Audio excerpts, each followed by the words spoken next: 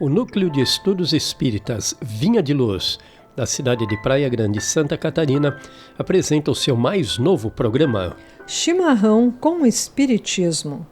No formato de perguntas e respostas, abordaremos comentários do espírito Miramês sobre as questões do Livro dos Espíritos de Allan Kardec.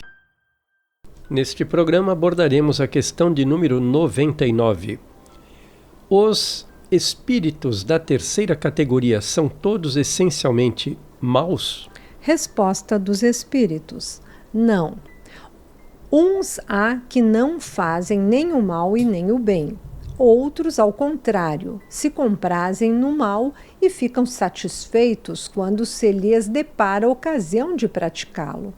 Há também os levianos ou estouvados, mais perturbadores do que malignos, que se comprazem antes na malícia do que na malvadez, e cujo prazer consiste em mistificar e causar pequenas contrariedades de que se riem.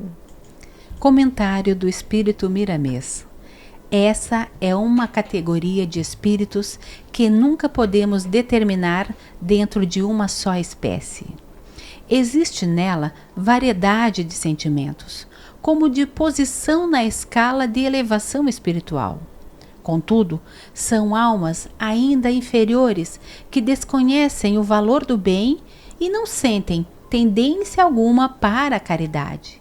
Antes, procuram menosprezar o bem e mesmo atrapalhar quem começa a melhorar as suas condições de benevolência. São espíritos zombeteiros, brincalhões e muitas vezes maus, mentirosos, egoístas e orgulhosos. Adoram discussões por saberem que as irritações que fervem nas ideias incompatíveis desarmonizam o ambiente. Por esses sentimentos inferiores, os sensitivos passam a conhecer quem está se aproximando das suas faculdades e devem corrigir e desconfiar dos seus próprios procedimentos. Os espíritos inferiores dominam grande parte dos homens na Terra, em todas as suas atividades. Na política, na ciência e na religião são onde eles mais atuam, encontrando médiuns que com eles se afinam completamente sem desconfiarem da existência dessas companhias indesejadas. São falanges espraiadas em todo o globo e, infelizmente, encontramos muitos deles nos lares, onde se vê muita discórdia e mesmo separações. É nesse sentido de desativar essas falanges de espíritos inferiores e educá-los, que aconselhamos o culto do Evangelho no lar, força poderosa, capaz de devolver a paz entre os irmãos que aceitaram viver juntos.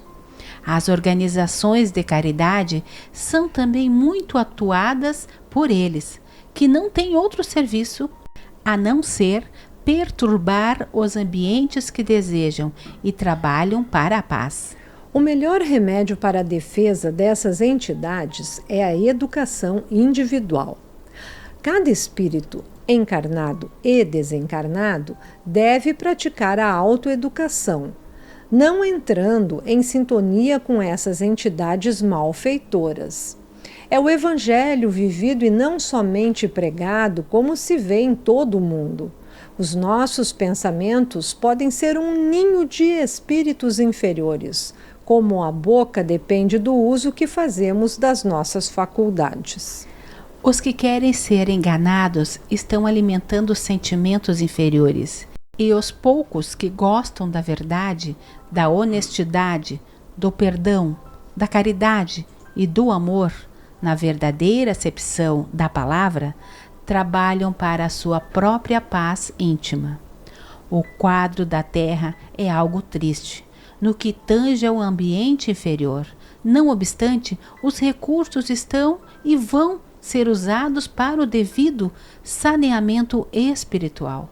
Cabe a nós outros, já despertados para o bem comum, fazer parte daqueles que saíram a semear com Jesus, sem reclamar, sem exigir e sem blasfemar, para que não percam as sementes de luz deitadas nas leiras dos corações.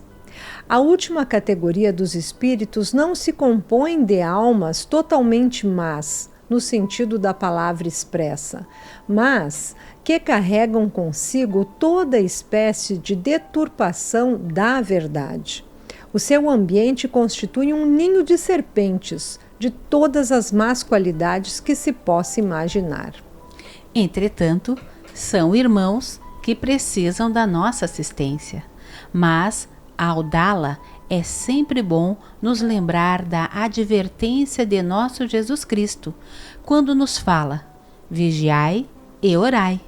Muitos deles confundem-se com os encarnados pelas aparências de sentimentos, mas a doutrina espírita, na feição do Evangelho redivivo, está no mundo para limpar a eira das nações e colocá-las à frente de todas as decisões que possam tomar, a palavra e a vivência daquilo que conheces pelo nome de amor.